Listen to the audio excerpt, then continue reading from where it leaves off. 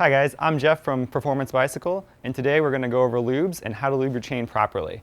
There's a lot of different lubes out there on the markets today, but it really breaks down to just two types, wet and dry. And we're going to go over those types right now with you. So first type of lube is wet lube. Wet lube, it does exactly what it says. It's a wet lube. It goes on wet. It's a great rust inhibitor. Generally, this is the type of lube you're going to use on your road bike. You're going to find that this lube works best in conditions that are wet, damp, and muddy.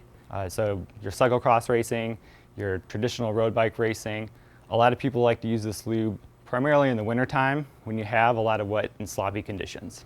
Second type of lube you have up is your dry lube. Just as it sounds, it's a dry lube. It goes on wet, but it's an alcohol base, so that alcohol evaporates and leaves behind a waxy base on your chain, which leaves a great protective barrier for grit and all kinds of other grime that you might pick up if you're mountain biking or riding your road bike in dry and dusty conditions. So lubing your chain is really a basic procedure. There's only really 3 points you need to concern yourself with. 1 is the type of lube that you're going to use. 2 is making sure you hit every rivet with that lube. And 3 is getting all of the excess lube off of that chain so you don't muddy up your drivetrain and get things really dirty. It's always good to start back here with your cassette, and you're going to want to make sure you hit all of these little rivets here. Lightly put the lube on and a gentle squeeze. You don't need to overdo it.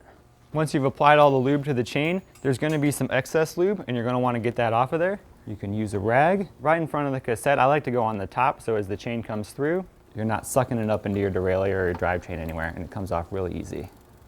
Now we just applied a wet lube, but if you were to apply a dry lube, the application is essentially the same with some minor details. The first difference is you don't have to wipe down the chain, because dry lube is an alcohol base. It's going to evaporate off the chain anyway, and you want to give it time to evaporate, so wait an hour or two before using your bike. There's a lot of different types of lube on the market, but as we talked about, the two main ones are your wet lubes and your dry lubes. If you have any other questions, you can check us out online at our learning center or stop into one of our shops and talk to one of our spin doctors, and they'll be happy to walk you through it. Thanks and have a great ride.